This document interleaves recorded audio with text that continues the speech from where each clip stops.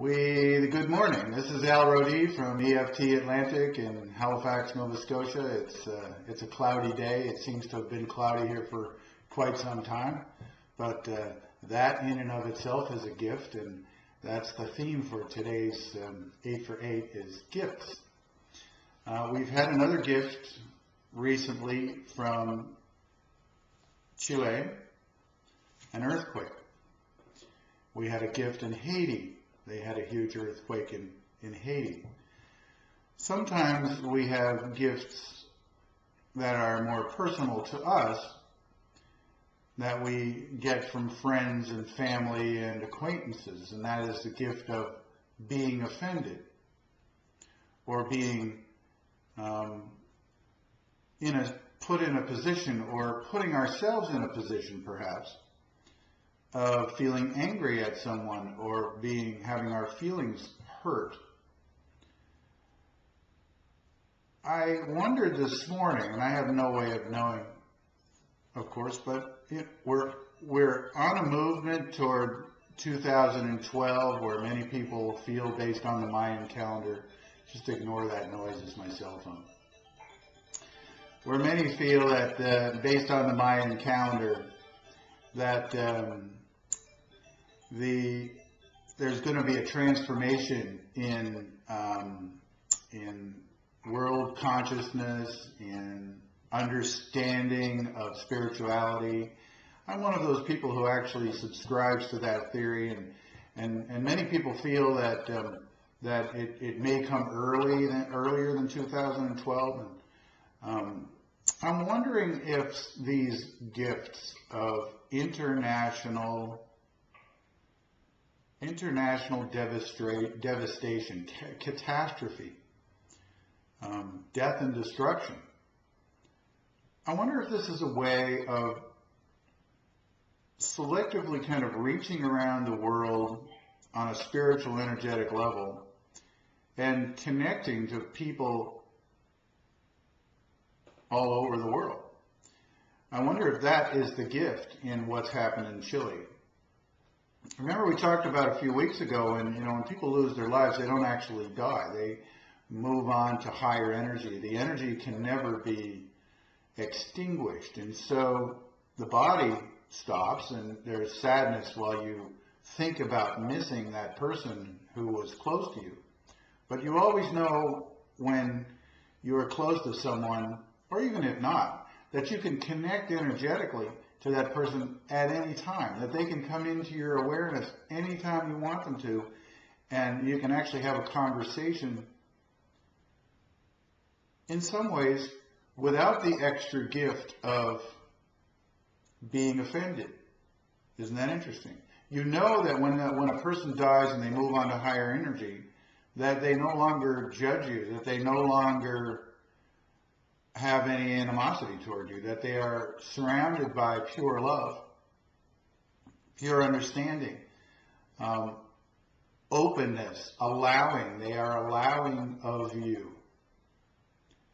And so the gift of being offended, the gift of recognizing that there's been loss of life and devastation in other parts of the world, reminds us that we can become allowing right now, that we don't need to wait until we move on to higher energy to become allowing of all people, all sentient beings, all inanimate objects. We're, through Ho'oponopono work, talking to airplanes and cars and desks and tables and houses, computers. And so everything has energy. Every bit of energy came from an idea that eventually was an inspiration, that if you go back in time far enough, that everything that exists was an inspiration, was a gift.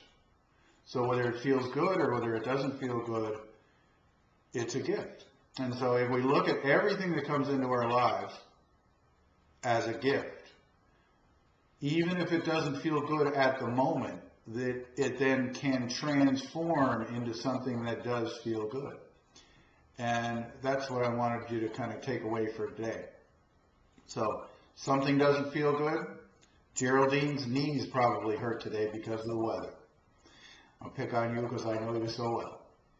And there's a gift in that. And actually you know that, and I know you know it. We've talked about it. You know, what is this gift? All of a sudden, my knees feel better today for some particular reason. How did I manifest all of a sudden that my knees felt better today when they haven't felt good for a long, long time? And so we have all kinds of reasons to find gifts in our lives. And if we practice,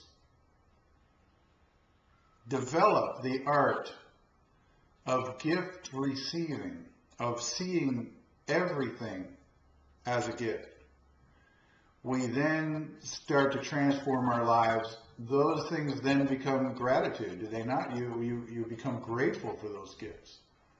And then you find love for the person who brought you the gift. Even the gift of being offended, you can find love for the person who was really just being themselves, and you decided to be offended based on what they did or said.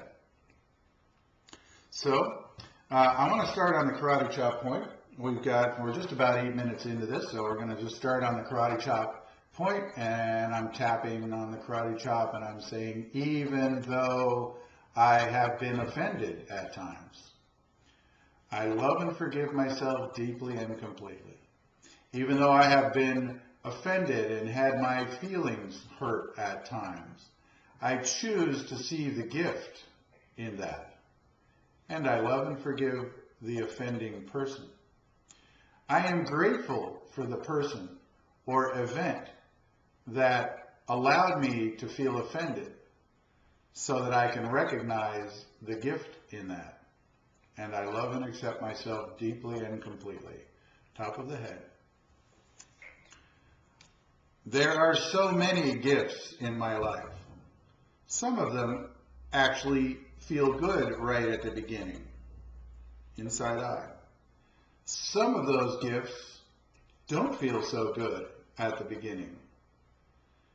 And those are the ones that I choose to see as true gifts. Outside eye. I love and forgive myself any feelings of being hurt or rejected or offended under the eye. As I replace those feelings with gratitude and love and forgiveness under the nose, every day in every way I'm receiving newer and better gifts. Did I say on the nose or on the chin? Anyway, I'm under the nose at the moment. Every way and every day, I'm receiving newer and better gifts. And I love and accept myself deeply and completely. On the chin. I am filled with peace and joy as I recognize the next gift coming down the path. On the collarbone. I love and forgive myself for any time in the future or the past that I have forgotten to accept any energy as a gift. Under the arm. I love you. I'm sorry. Please forgive me. And thank you.